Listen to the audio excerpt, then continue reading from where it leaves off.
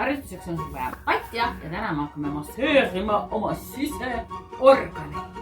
Võtad padja või käteräti, paned endale siia otse kõhu alla ja hakkad mõnusasti vajud keha raskusega peale ja vajud ühele poole ja teisele poole. Vajud ühele poole ja teisele poole. Lased puusanupid maha ühele poole ja teisele poole. Siis sätid patja, vaadad, kus sul oleks kõige parem ja kõige mõnusam massaaž. Lased ennast kohe mõnusasti siia padja peale. Ja muudkui masseerid. Ja samal ajal tunned, mis sul siin kõhus toimub.